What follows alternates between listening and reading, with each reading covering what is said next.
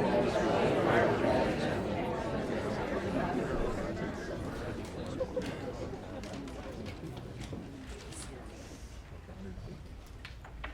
evening and welcome everyone. I'm MJ Dakota, the founder and executive director of Rethink Breast Cancer. And as most of you know, Rethink Breast Cancer is dedicated to serving young women concerned about and affected by breast cancer. And I just want to start by thanking all of you for coming here on such a beautiful evening, coming out here to participate in our night of film and conversation, an evening that's really about expanding the breast cancer conversation to include metastatic voices. I first became aware of metastatic breast cancer many years ago, over 20 years ago. I was 22 years old, and my mom's breast cancer, which had been caught early, treated early, metastasized to her liver. 6 months later, she was gone. Now, that was many years ago, and I do believe if she had been diagnosed even a few years later, the outcome might have been different. You know, there was a real explosion in therapies and treatments. But that experience with my mom really did shape my outlook on the cause. We experienced firsthand the aftermath and the fallout from a family being unprepared for end of life. Not underprepared, completely unprepared.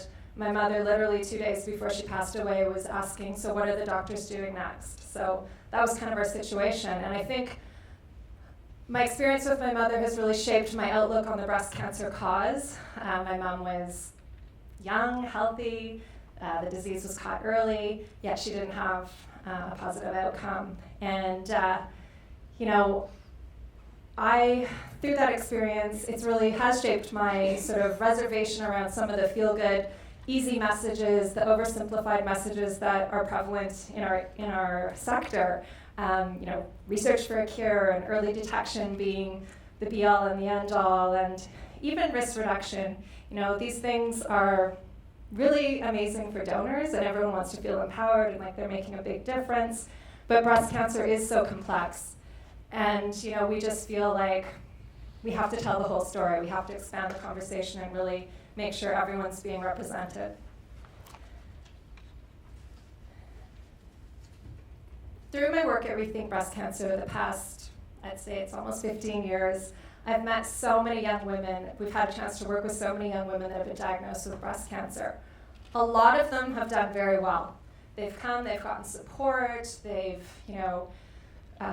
been a part of our programs and have really found community and are able to move forward and start to rebuild their life after breast cancer.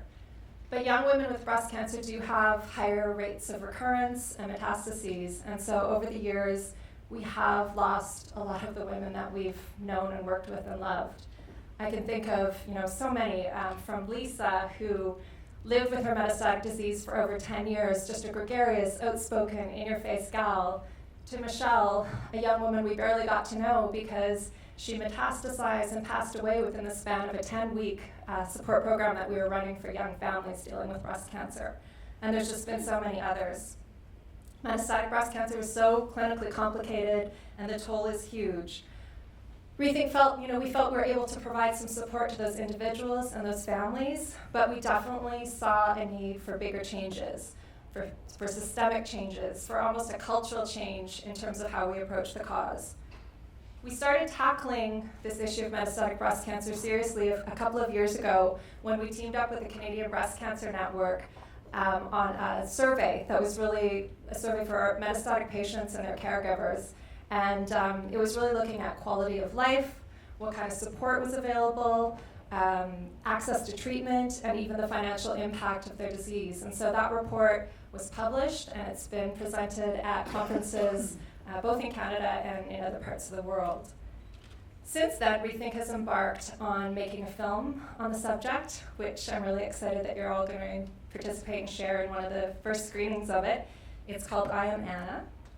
And we really hope to connect audiences, broad audiences, with the subjects in the film and really try to educate the public about the unique issues and challenges. We do continue with our support work by creating tailored resources for metastatic women and events. And we've also formalized our advocacy program and are working diligently to improve access to treatment. We know that treatments for metastatic breast cancer don't offer a cure, but they do prolong life. And it's really that is what women with metastatic disease are pinning their hopes on. It's a matter of switching from one drug to the next as each fails to stop the cancer. And so much of their hope lies in the next treatment. In order to reach more young women with metastatic disease, Rethink is really focusing on all our efforts, all these things that we've been doing, that we are doing, and really packaging and working, putting everything together into a targeted, focused, multifaceted, multi-year project, which we're calling the Metastatic Breast Cancer Project. There's just so much work to be done. Public awareness of early breast cancer is so huge. I mean, everybody knows about the cause. It's very much a triumphant message. And yet, knowledge of metastatic breast cancer is very low. We know that all women with metastatic disease can feel really isolated and left out of that broader breast cancer conversation. And there's just a need for more support, more education, more community, and more hope for women that are living with metastatic breast cancer. So tonight is a really important part of kicking off this project. Following the film, we're going to invite Anna, who's featured in the film, as well as 3 other young women to take part in a panel discussion. All these women are really different. They're all very interesting and unique stories, and they've all made themselves available to really share their perspective and help inform what are the continuing gaps in care and support for metastatic breast cancer patients. The discussion is going to be moderated by Shauna, who's the head of our education and support programs at Rethink Breast Cancer. And I just want to note that we have a really diverse audience here tonight. We've got several of our funders in the room, specifically funders from pharmaceutical companies that are the ones making the treatments for breast cancer patients. We've got young women that are on our advisory committees and our event fundraising committees. We've got board members. We've got healthcare professionals, our colleagues from other breast cancer organizations. We've got creative minds in the room. Our filmmakers are here with us tonight. We have young women with breast cancer, and of course we have young women with metastatic breast cancer and their family and friends. And we need all of you here tonight. We all have to work together to really advance this metastatic breast cancer project if we're going to really truly expand the conversation. All of us have to work together to hear what these young women have to say and to act on the needs that they're going to bring to light. So thank you again for being here. I'd like to call up Alan, who's going to introduce the film.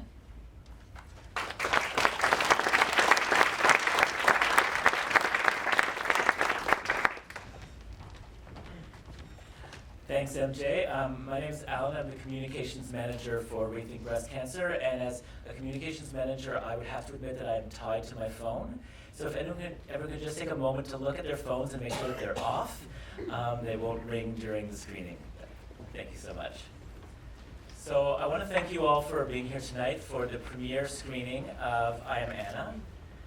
Rethink Breast Cancer makes films because we see documentary as a powerful way of connecting people to stories and experiences.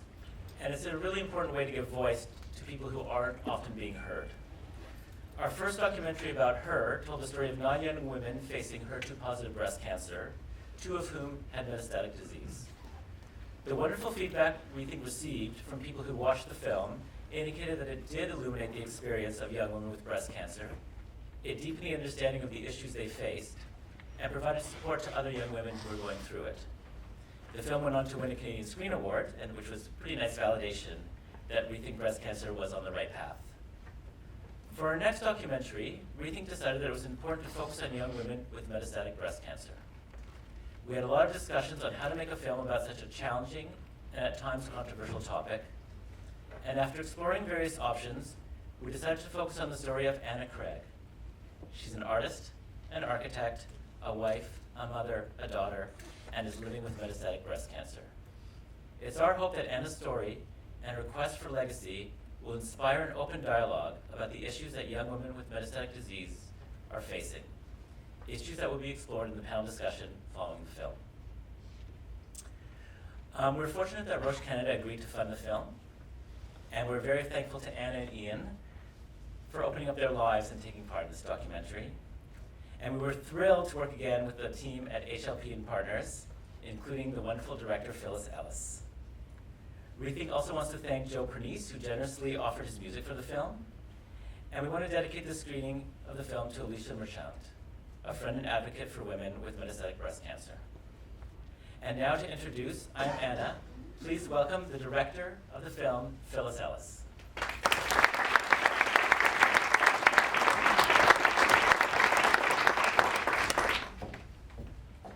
Thanks, Alan.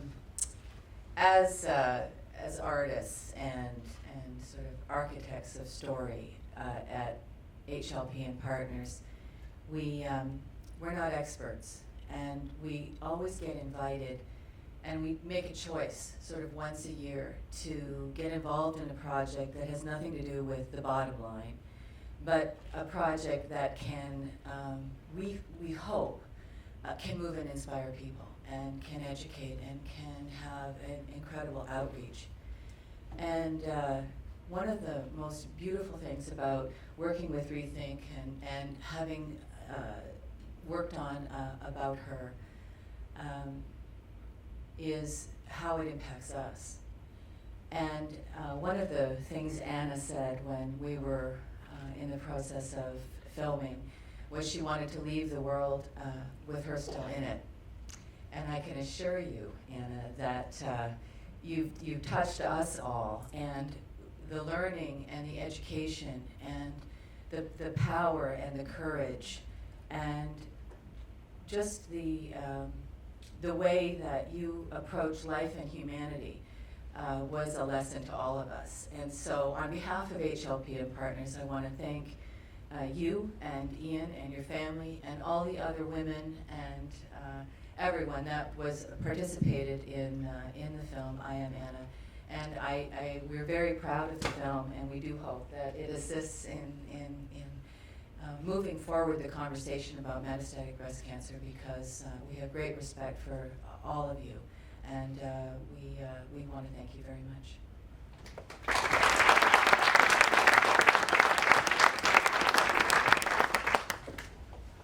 So the film we're going to watch in just a moment, and the panel discussion afterwards can bring up various emotions.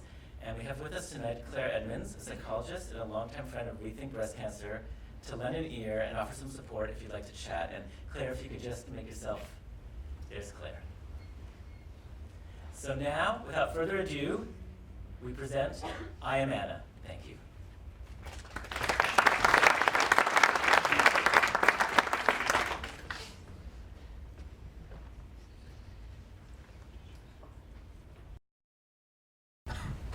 Hello, is this on?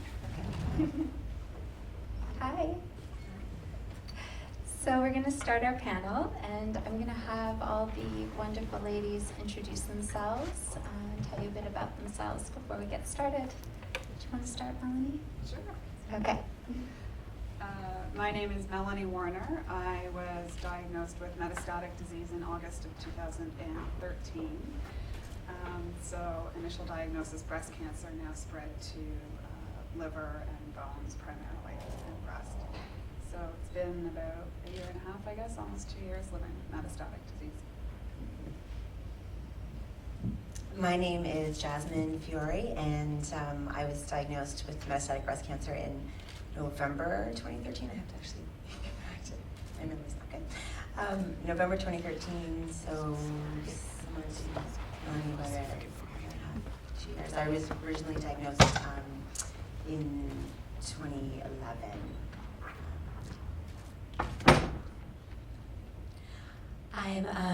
I'm Taylor Harrison. I was metastatic when I was diagnosed in December 2013. I initially had involvement with some lymph nodes and also bones, and since then my cancer has spread to also be in my liver. Shauna said I could mention my comics when I was introducing myself, so I'm going to do that. In October of last year, well, sort of in my coping process, in my sort of processing what's happening to me process, I started drawing sort of graphic memoir comics, and in October of last year, they stopped being about anything except cancer. And I put them online, and someone from the Walrus asked, would it be okay if we started publishing these on our website? and now my comics about living with metastatic cancer are published twice weekly on the Walrus's website. Thanks. I'm Anna.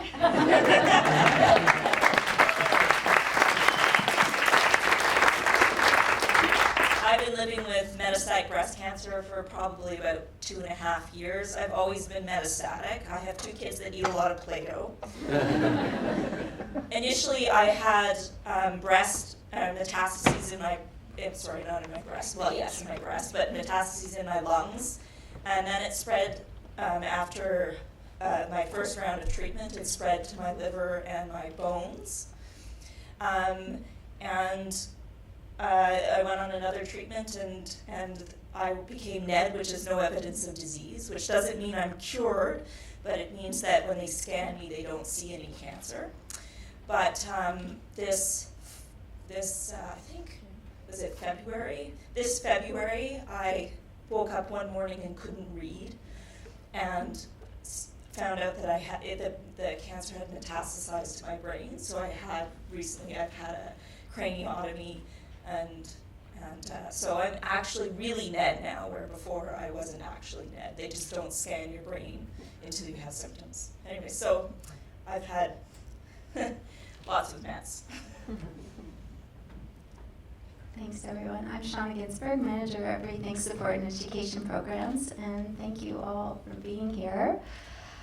I think we're going to start by talking about legacy, because that's a really strong theme in the film.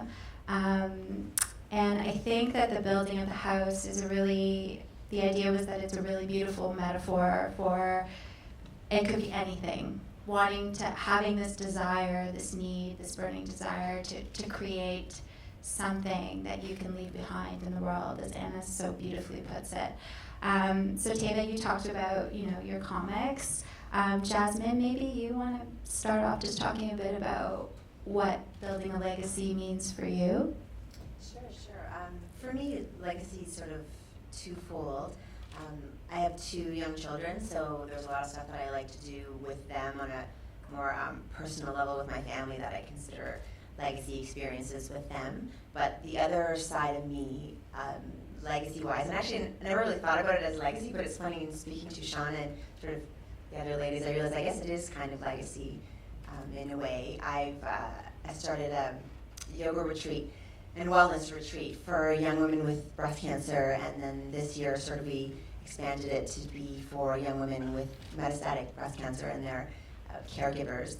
And it was something that was really, really important to me when I was going through treatment. I did a lot of meditation and yoga and just exploring other aspects of wellness that I could tie in with my treatment to help me make it through that really insane time in my life. And I found or thought that if it helped me as much as it did, then it probably would help other people in some way. And I wanted to sort of find a way to help others, to be a service to sort of what was becoming at that time my community of other young women with breast cancer. So I started this wellness retreat, and we've done 3 now. The first year I did it on my own, and I raised all the money myself and got everybody to volunteer. And then in the second year I started to work with Rethink on it, and worked with Rethink again on it this year, and it's sort of becoming a really huge passion for me in a way to be able to give back to the breast cancer community and to help in some way that I feel really passionate about.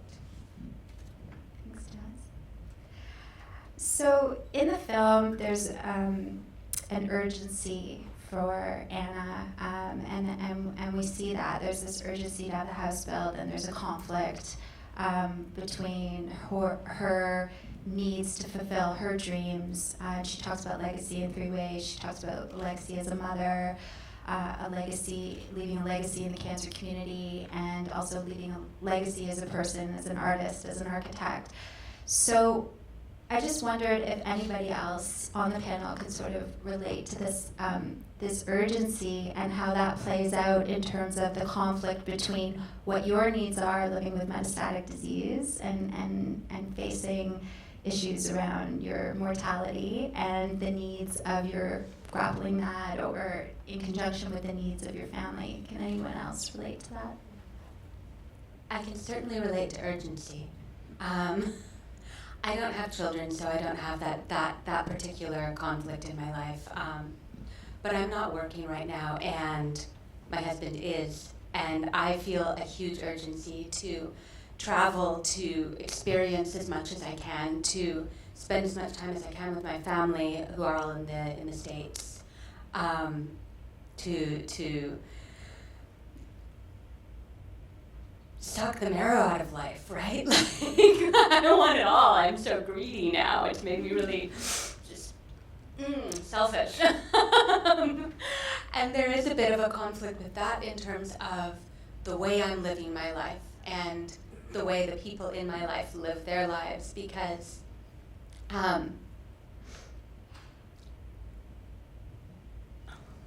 Living at different speeds, right? Yeah, it's different speeds, and it's also it's a different sort of sense of what I need and why I need it. Like need. I feel like you feel it too. It's a need. It's not a want. It's not a desire. It's like a driving, voracious need. Sort of like you're trying to compact a whole entire life into a very short period of time, living condensed, right? And it's hard too, because we don't know how much time. Like, I don't know. I could have all the time. I hope so. I hope we all do. But the odds aren't that we will. So how do you reconcile the not knowing? Do I have 2 years? Do I have 20 years? Somewhere in between? What will happen with my next scan? It's very confusing. I think part of the challenge too is that there's the urgency, but then there's also the everyday mundane, right? Like every day can't be Disney World. We don't have limitless resources. We have family and friends and people who rely on us, and we kind of have to get on with our days and celebrate just getting out of bed and having breakfast some days has to be, that's what you get accomplished for the day, and that's your experience, and hopefully it was fun, because that's what you were going to accomplish that day, right? And also I think it's very therapeutic to sort of still be living in the norm to the extent that we can. I go to work every day. I try and put in as much time as I can at work, because that's a distraction for me from concentrating on cancer all the time. So there is a desire to leave a legacy, but part of my legacy wants to be I lived a normal life until I no longer could. Anna, you backed off on this project, so maybe you want to talk a little bit about that and what sort of happened afterward in terms of the burning desire to, I know there were complications in getting permits and et cetera, thanks to those pesky neighbors. But. Well, the thing is, in reality, you go through different stages in your cancer diagnosis, and the time that I was being filmed then, I was really trying to desperately hold on to who I defined myself and what was important to me then, just before I was diagnosed. All my life, or my adult life, I've been working towards becoming an architect and building a body of work that was passionate. I was passionate about it, and it was really, really important to me. And then cancer happened, and I had to let go of that a bit.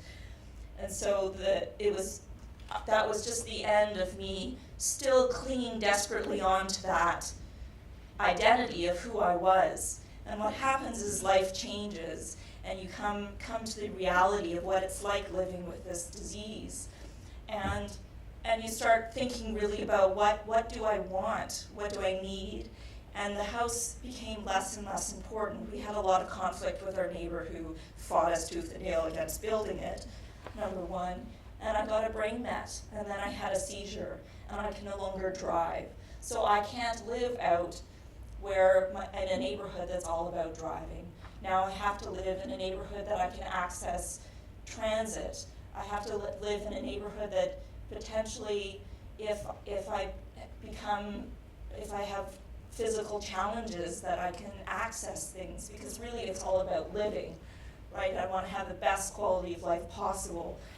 And I've had to let go of architecture, which has been devastating for me. It's been a very hard process, because I've had to let go of a piece of me, of who I was, how I define myself, how I define my success. So now I've worked towards, now I do a lot of blogging and I draw, and I spend time with my children.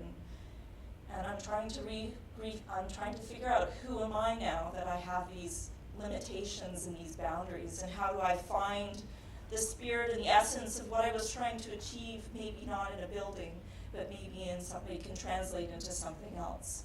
So life is difficult, and it changes, and it's complicated. And things change very, very quickly when you have metastatic cancer. You live condensed and fast and hard, which, as you were talking about, it's really a difficult situation, because my husband, as you can see in the film, is trying to plan for the future and live a normal life and plan financially, and all I want to do is just let's move now. I don't care where we live. I don't care what it looks like. We have to move now.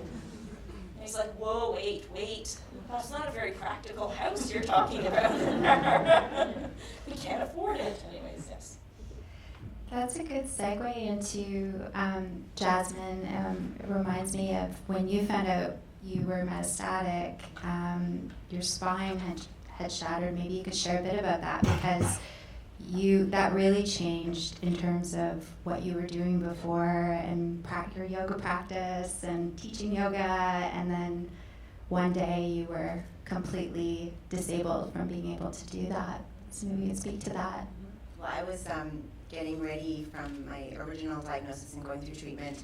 I was getting ready to sort of make my way back to work. So I had an account manager job that I did before I was originally diagnosed, and I also taught yoga, and yoga was a huge part of my life and a huge part of what I wanted to be going back to, and to be able to continue that. And that's sort of what I wanted to do, sort of similar to Anna talking about identifying with something that was really, really my passion. And yoga was obviously very, very physical. So the month that I was getting ready to go back, I was getting ready to go back to work. I was working on my going back to work plan in November, and in that same month is when I had my recurrence. I'd had back pain since I'd had my reconstruction, and I thought, oh, okay, well, it's just back pain from the recon that I had, and I kind of had it checked out, and the x-ray didn't show anything, so I kept going and kept pushing, and then finally couldn't feel my arms one day, and I couldn't write, and so I woke up and I was like, oh, I think I gotta get this, you gotta check this out. So they did a scan, and my spine had fractured in 2 places, and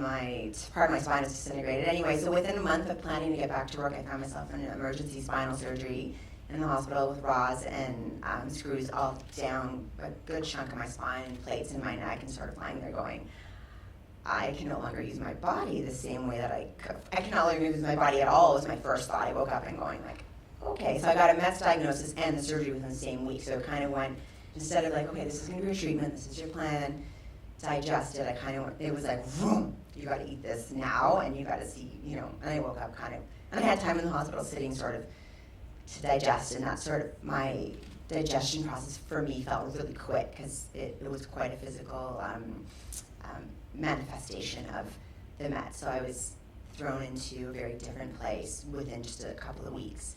So recovering from that took a while, and it's still, my spine will never be the same, but we call it my bionic spine now. So I'm upright and I'm walking and I'm moving, which is incredible, but I will never be able to do the yoga that I did before. So now I'm looking for, or I'm very passionate, and I'm similar to Anna. I want to find it now. What am I going to do now? How am I going to figure this out now? My husband's kind of the same, whoa, okay, we can't do 36 courses at once. You need a nap 3 times a day.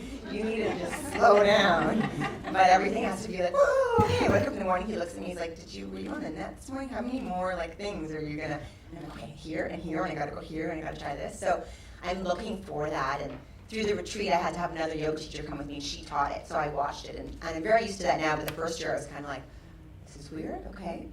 I'm going to give this to someone else in trust, and I'm going to find where my place is still in this dream of mine. It's just going to be different than what I thought than what it originally was for me.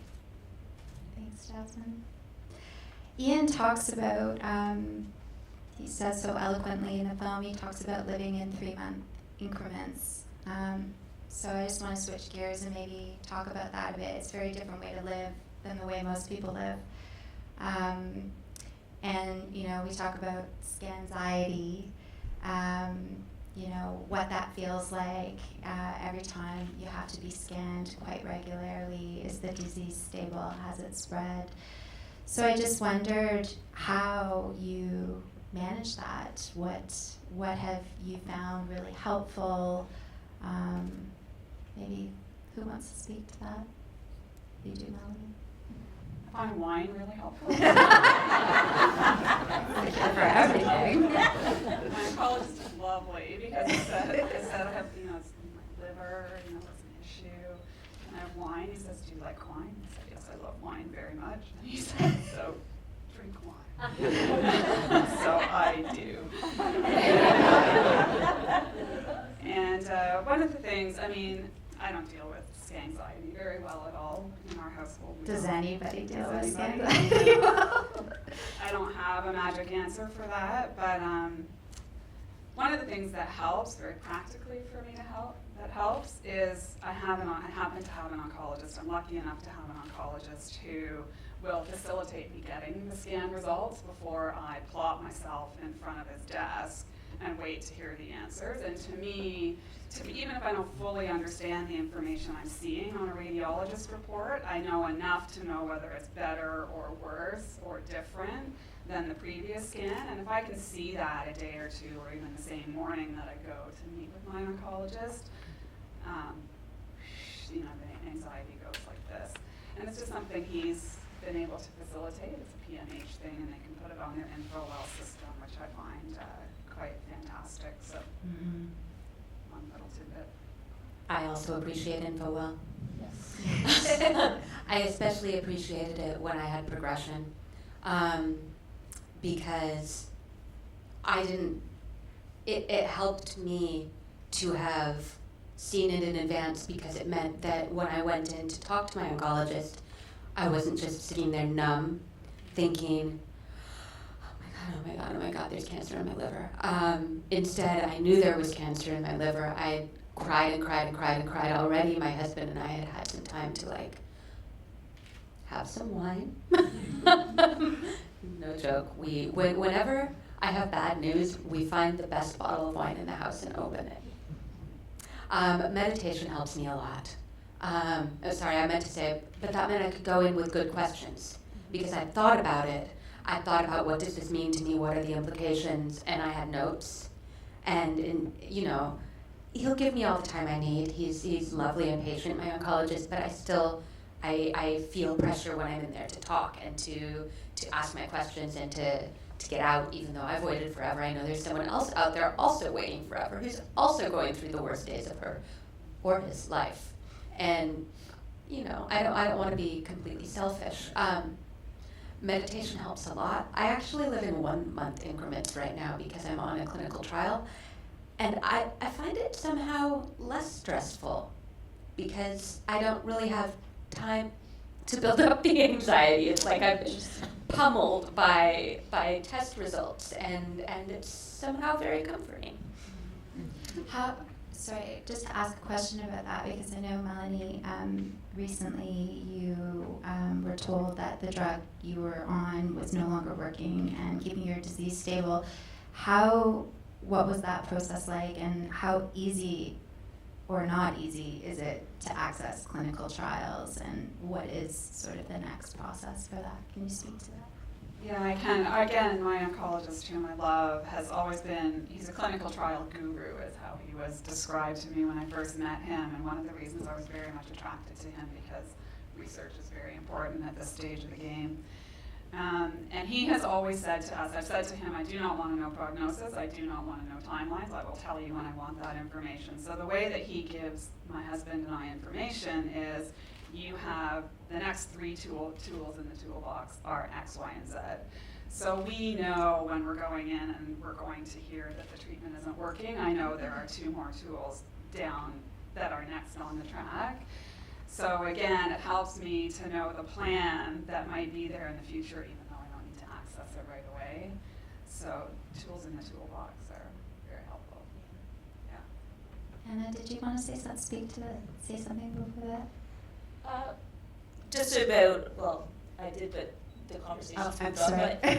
But in terms of clinical trials, though, I don't think, for me anyways, we're not educated enough about the nuances of it and where to access them, like accessing clinical trials in the States, or when you can access them, when is the best strategic time to access clinical trials, because really in reality, your lifespan is dependent upon how many tools you have in your toolbox, and later in your diagnosis you may not be able to access, because the more pre-treated you are, the more difficult it is to get into clinical trials. And this is never really talked about, for me anyways, my experience was it's never talked about in our community, or the oncologist never talks about what the strategy is in terms of dealing with and accessing clinical trials. And also being able to, knowing how does it work to access something in the States.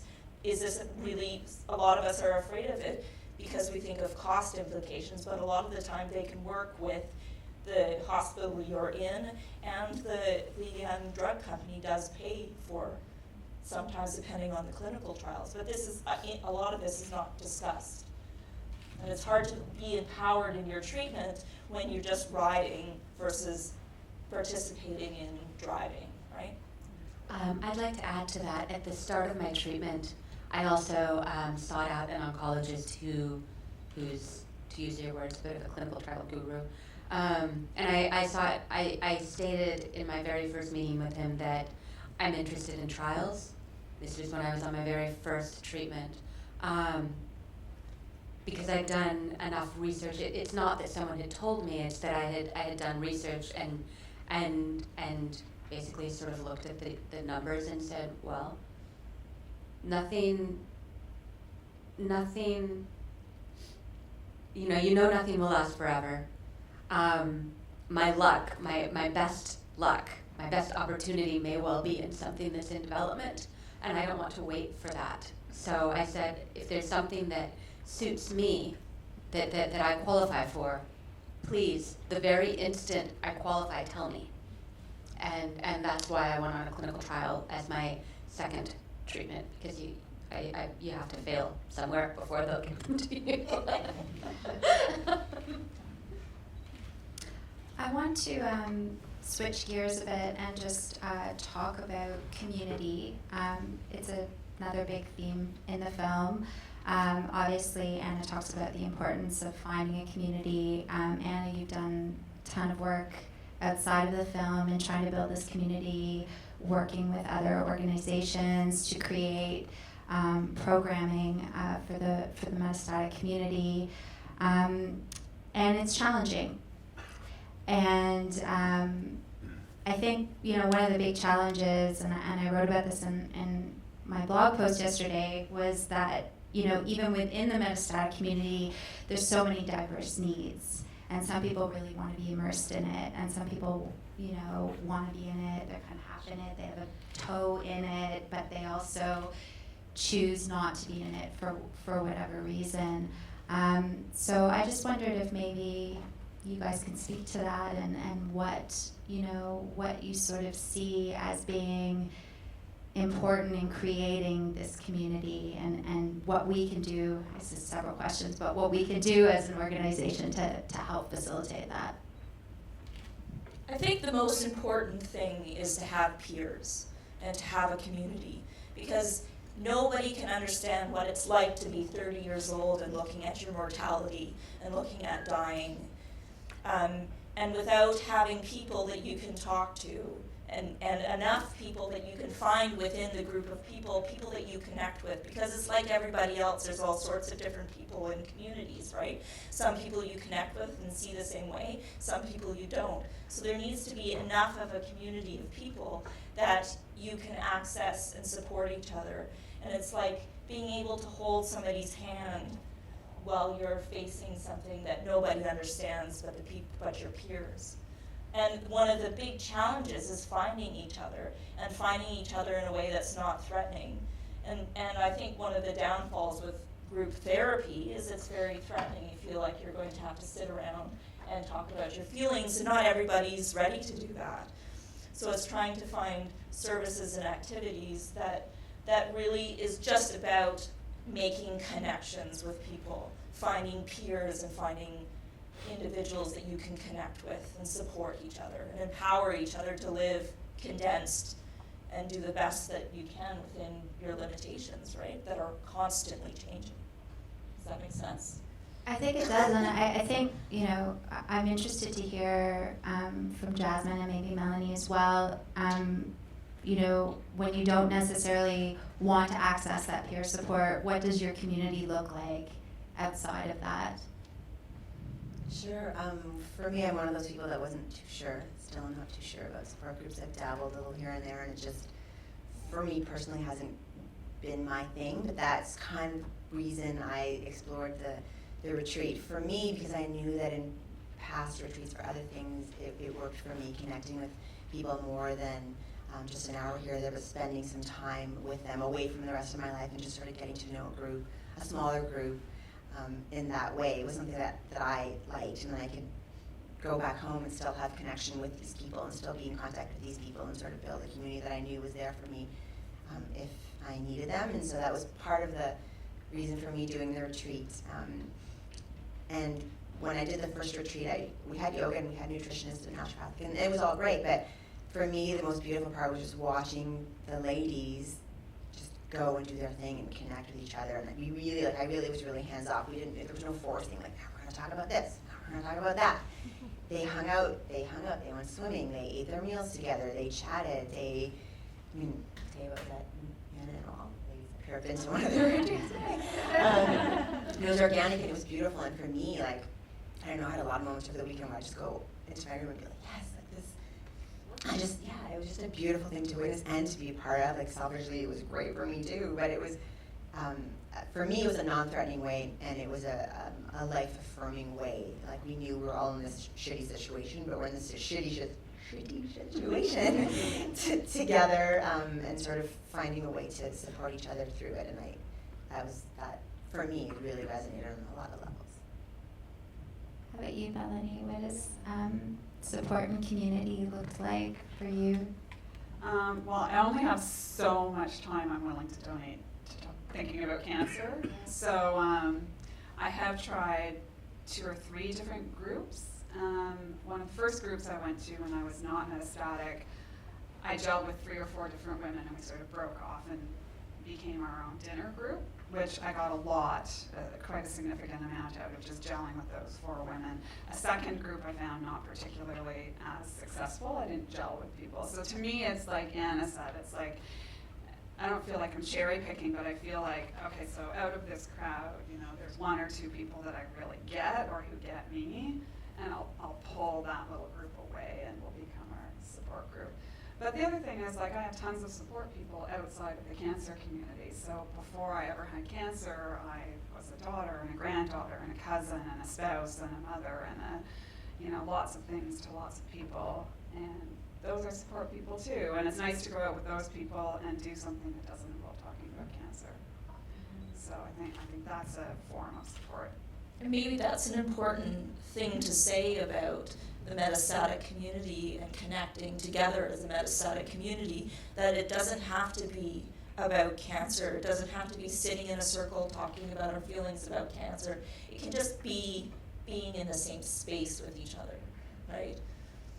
So what can organizations do to support that community and help facilitate that? I think someone has to be the facilitator of getting the diverse group of people in the same room, because that's hard to do, like Anna said in the film. It's hard to, where are these people? Well, you meet them in the hospital waiting rooms, or you meet them through like breast cancer or other organizations like that. And that's kind of the starting point. That's the easiest, place to show up at an event and sort of see who you dealt with. So certainly I think what organizations like Rethink provide are critical. Absolutely I think one of the big challenges too, with this community is that some people really want to talk about end-of-life issues and want to go to those places. And then there's other people within the community that don't want to talk about it at all. Like even in the work I've done at Rethink, I've met both of those sides. So it becomes really complicated when you're trying to create programming and support and opportunities for them to get together when people are, really in different places around that. That's why we need to find our soulmates, right? That's why it's important to find people that you connect with, that you're in the same part, and that changes, right? Sometimes you're really focused. It's not like you live one feeling and that shuts off, like black or pink. We use pink because that's the breast cancer color. But it's not either you live the darkness or the light, right? You live those kind of in a dual awareness. Sometimes the darkness is a lot stronger than the lightness. Is that a word? But sometimes, so it fluctuates, and it's not like it's a clear thing. So, and it changes depending on where you are in your diagnosis or your journey. So you can connect with different people in different times. Sometimes you don't want to talk about it, sometimes you do. And it's not even a stagnant thing within our community. And that's why when we get together, it needs to be more organic and not focused on a topic. We don't get together and talk about death. Like, we just get together. And then from that comes connections where you're like, oh, we're talking about, we're interested in the same thing at this moment, right? Because you're living condensed. It's not like you're going through a A, B, C, D path. I don't know if that resonates with you guys. Organizations can provide stability. It's hard for us to provide stability because of that. And also because of the hard truth that we may have some amazing organizer who dies. And we need organizations to provide a through line, both for when we don't want to talk about it. For instance, I've never actually been to a support group.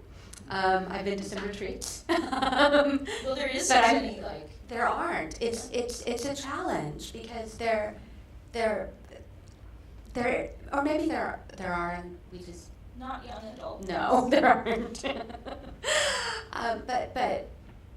But we need on those times when we are ready and willing to talk to have somewhere to go. And it can be grassroots, right? Just like you're saying, we can't drive it because although we like to, we live on sort of a roller coaster, right? So 1 week I might be really, really good at organizing stuff, but I'll drop out sometime.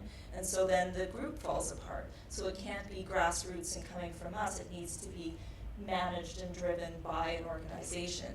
And I think that it doesn't, because we're such a minority in our community, it doesn't need to necessarily only be focused on breast cancer. I think we as young adults with metastatic cancer need to get together and work, because really does it matter if it started in my breast or my liver?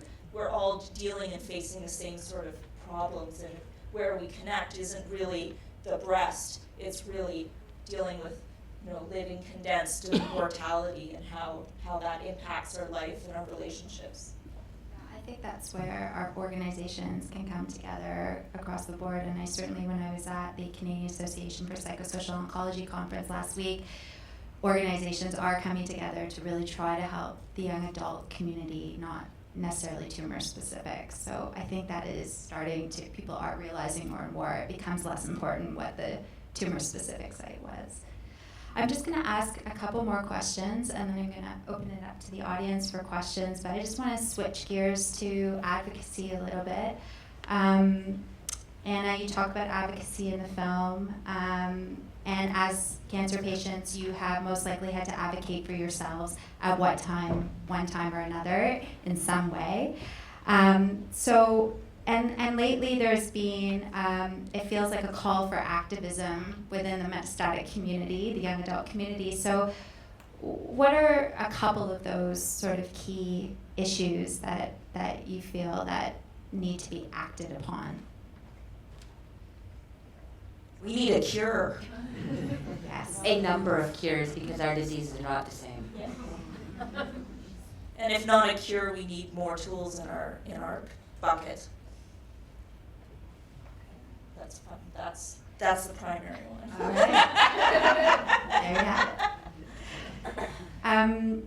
Another controversial topic that's come up a lot lately, and I know for us as an organization, the term survivor, and you talk about it very eloquently in the film, is a controversial term, and at Rethink we had made this decision that we were going to try not to use that word to make it more inclusive to the metastatic community. And then recently I was at the Young Survivor Coalition in Houston, and it was for young women with breast cancer, and it's called the Young Survivor Coalition, and there were many, many, many, many young women there who I spoke to at metastatic disease who identify with the term survivor, and they're taking back the word survivor because they feel like that's what they're doing, living with metastatic disease. So I wondered if any of you have any comments about that word or how you feel about that word. You know how you feel about the word, Anna? Well, not really. Oh, okay. Do you have more to say about the word? No, just life changes, right? So in the beginning, it depends on where you are in your diagnosis or in your journey. Right back then, when I was being filmed, I was really facing and trying to cope and deal with what it means to have a terminal disease in my 30s. So for me, it really was important to use that or not use that word. Now, I don't really care because the word, I've come to realize over my journey that it depends on where you're at. And what one word means to me isn't the same for somebody else. It's just how you define it. The words have become less important because where I'm at. So things change. It's a constant thing, right? I also don't feel one way or another about the word. I also totally want to survive. But I heard someone joking about, what are we going to call ourselves, livers? I don't know. It's getting hung up on linguistics, and I don't think it's an important focus. That's my opinion. I have one last question that's come up recently. I was reading the stats on the Metastatic Breast Cancer Network in the States, and it says that 20 to 30% of breast cancer will become metastatic. And I've talked to a lot of young women who've told me that when they were treated initially, so this applies more to when you're not metastatic, when you're newly diagnosed, that there isn't necessarily a reality or an awareness about that. So when you become metastatic, it's like almost even more shocking because there's so much placed on survivorship, overcoming the treatment, getting to the next phase. Would it have been helpful to have those conversations and have a bit more of a reality check, not necessarily have the stat thrown in your face, and I'm sure some of you Googled what the stats were when you were diagnosed, but would that have been, if that was normalized more or a bigger part of the conversation, would it have been helpful? I think, I'd like to speak to that. Yeah. For me, I think it definitely would have been in my initial diagnosis and treatment. There really was no talk about metastatic. I even myself didn't really know. My mother was lived with breast cancer and endometrial cancer for 15 years, and it's metastatic. But I still didn't connect it when I was diagnosed. I didn't connect it with breast cancer going metastatic for whatever reason. So she went through many, many treatments, and I was by her side for 15 years, so I saw her live with it and make the most of her life with it. So it didn't scare me as much, but I also think I was in denial that it was a part of breast cancer just because it was never, for me, an initial diagnosis ever talked about. And and even when I was having pain in my back and pain in my shoulder, no one ever said, well, maybe it's a Mets for 9 months, I guess. And so I was, okay, it's my recon. Literally did not even think, well, maybe I should look it up. Well, maybe I should look up what the signs of Mets are. So finally, when my arms went numb, my husband and I sat down, let's look. And we looked, we're like, check.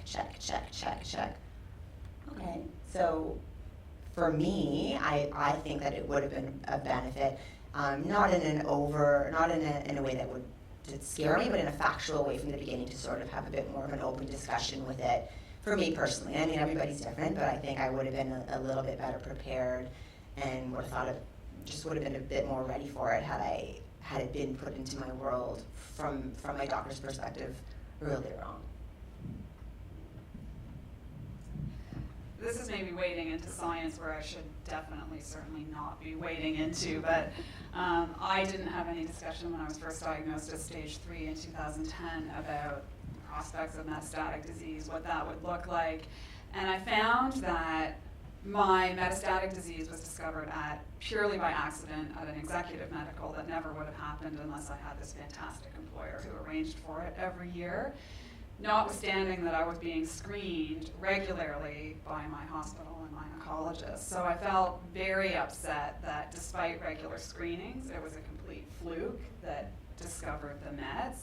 And I thought, why are they doing mammograms when breast cancer doesn't spread from one place to the other? It goes to liver, lungs, bones, and brain, which they were certainly not screening for. So I still have a little bit of resentment about that, and why was that focus there and not here? And so some education certainly around what to be looking for and how to be looking for it and how to get screened for it would have been certainly very helpful for me. I spent 1 week thinking I was stage 3 because the person who diagnosed me sat me down and gave me a timeline, said I was stage 3, had lymph node involvement, gave me a timeline and said, you're going to have chemo, surgery, radiation by this time next year. You're going to be on the other side of this. And then they sent me for a bone scan. So I definitely think there needs to be a change in terms of what they, he even said, today's going to be the worst day. Spoiler, it wasn't. For me, when I was first, so I sort of closer to your diagnosis, I was never really had early stage breast cancer for very long. I had it for maybe 2 months, which I never really had it. I actually had mets then. But when I had my metastatic diagnosis, because I had no examples of it out in my community, I thought I was going to die right then. I thought I was going to die in a week. I had no examples of people that were living lives with metastatic disease, right? Yes, it is possible that you can die quickly, but there are also cases of people that live 10 years, right? There's a spectrum of people. And I think if we were out of the closet, because I feel really like our metastatic community, we're never talked about in discussions in general breast cancer or young adult cancer community, whenever there's a conference, it's always about getting through and over cancer. It's not living with cancer. There's no discussion about living with cancer. And if we were out of the closet, and there was examples in the community, if you think about 30%, that's not a small number of people are going to become metastatic. And if there's examples of people in the community, it normalizes, and then you're not going to go into the doctor, be told you're metastatic, and then have the traumatic experience of thinking you're going to die right then, right? So and that trauma, believe it or not, that trauma of facing your mortality and thinking you're going to die at that moment, takes a lot to pick yourself out of that. I couldn't sit still. I was walking and pacing things. It took me forever to get over that thought. And if there was a community of people, an example of our community, then I would know that, hey, look, this is not a immediate death sentence. Yes, it is kind of a death sentence, but not an immediate one. And we can live full lives. And we can have periods of time where we're not on treatment, where we can actually experience full lives, right? That's really beautifully said, Anna.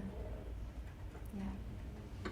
With that, I'd like to open it up to the audience. If anybody has any questions for our panelists, I can just ask that you speak loudly because we have no mics in the audience.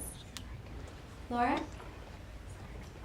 This is actually more of a comment than a question. Connecting something you said, Shauna, and something Anna said. I am also living with metastatic breast cancer, and I think that you were talking about the word survivor. I don't have a personal problem with the word survivor, but I think from an advocacy perspective and what you were talking about with the absolute fear and not having examples of people, that's why it's important to use the phrase living with.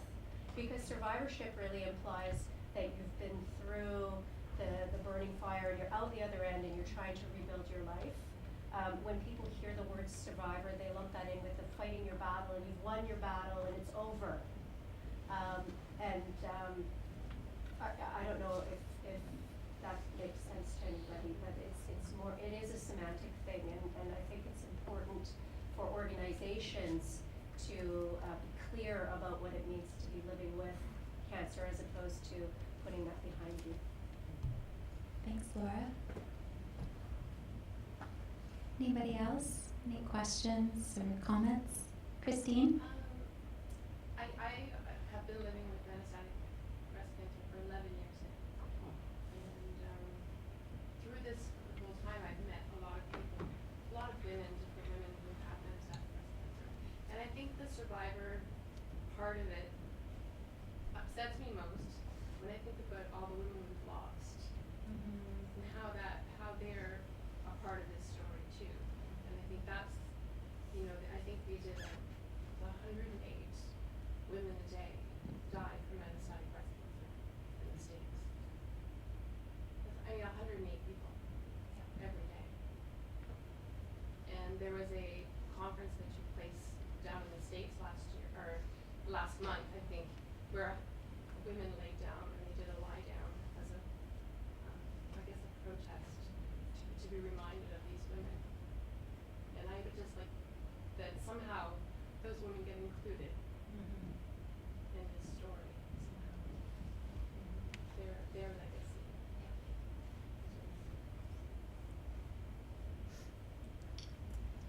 What do you wish people knew, people outside of even the general cancer community, about metastatic cancer? What do you wish the public knew? Anything? There's no cure. There's presently no cure for metastatic cancer. So you look well, you feel well for a little while, you have an off day, and you hate to remind people like, hey guys, I'm living condensed, like I gotta make the most of this. Because when you look well, people forget, right? So you don't want it to be a constant source of attention, but like, gotta squeeze some stuff in here is kind of, there's no cure. I think that one of the things that I think is really important that a lot of people don't understand is to give people, if you meet people with metastatic disease or dealing with an advanced diagnosis, is that you need to give people the freedom to feel like shit and to live that moment and acknowledge that it's not, and not try to comfort people all the time or rosy coat, oh, it's going to be okay, or you just have to think positive. That way of talking to people who are trying to come to terms with the darkness and own the darkness of metastatic cancer can be very, very isolating and very hard to deal with. So I think that it's a really important thing to remember that you sometimes just need to listen and not fix and not comfort and just allow space for all the complex feelings. And it's okay for somebody to be angry. It's not going to kill them. It's okay to be angry. It's okay to be sad. It's okay to not always have a positive, hero outlook on things. It's okay to be human. Right?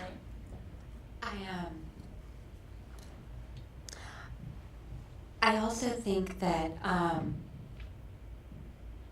people don't understand that breast cancer isn't only what has been, it's like one form of breast cancer has been marketed really, really well. One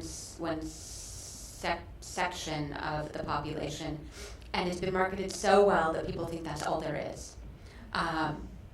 Like when I first got sick, I was still trying to work, and I went into the office, and a woman I worked with looked at me, and she looked at my breasts, and she said, "But I thought it was breast cancer." because people have an expectation, and that, we've been up here talking about how, well, we don't need advocacy, we just need a cure. It's not entirely true. We do just need a cure, but we also we also need some understanding of what the experience is. That's a big part of why I ever made my comics public, because for the first year I didn't want to talk to anybody. I certainly wasn't going to talk about the disease, but I realized that people don't have any, people in my life, people who are close to me, don't have any idea of what the form or the experience is.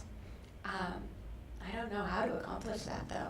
We need a voice, right? We need a voice, and we need to be out of the closet, and we need to join together as a community and make people aware that this is happening, and breast cancer isn't just pink. We need to be able to have a voice, and we need to have organizations to give space for that voice. I used to like pink a lot, so I don't mind the word survivor, but I don't like pink much anymore. But I have all these pink clothes, and I'm not working now, so I still have to wear them. It's like a punch in the stomach. Jasmine, did you want to answer that question about what you want people to know, or did you have any last thoughts about that? Similar to what the women up here have already said, is sort of similar to what Tava said, with someone looking at her and saying, oh, well, now for me, it's I'm feeling, and someone said, some homeowner group said our best day is really someone else's worst day, even though we're like, I feel great, but my feeling great is someone else's, would be not that great. But I'm out a lot now with my kids, and I'm out in public, and I feel good, and I'll get people at the schoolyard to be like, so you're done, so it's all done, you have treatment, and it's totally done, that's great, you must feel great. I'm like, no, it's never gonna be done. Like, what do you mean? So I'm like, okay, now do I go? I'm like, so exhausting.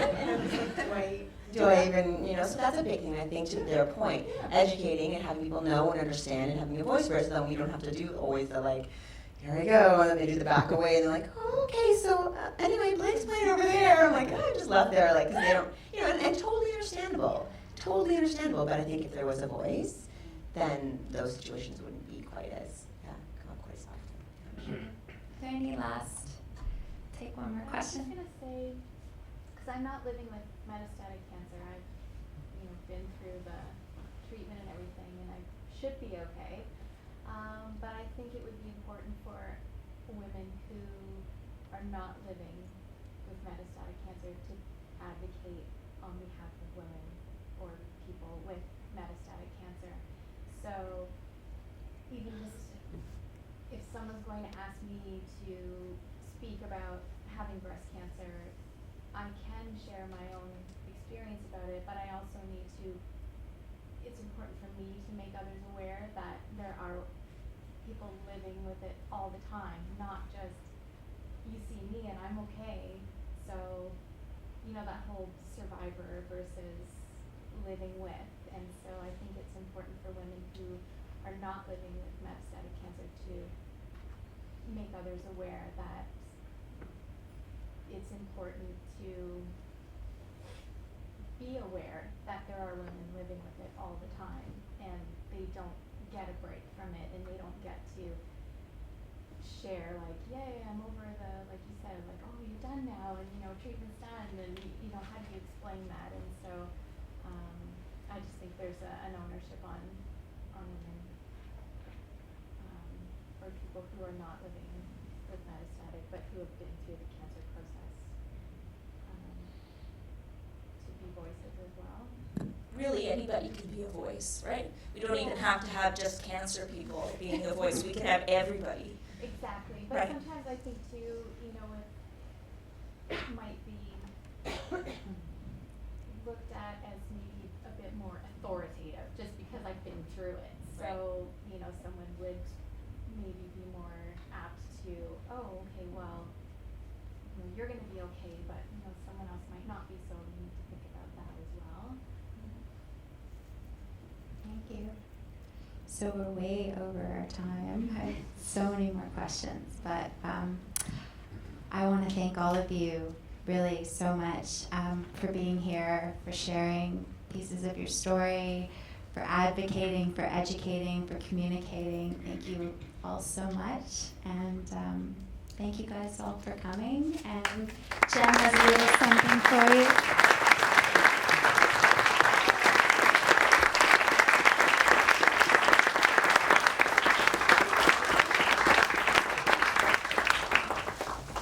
Thank you.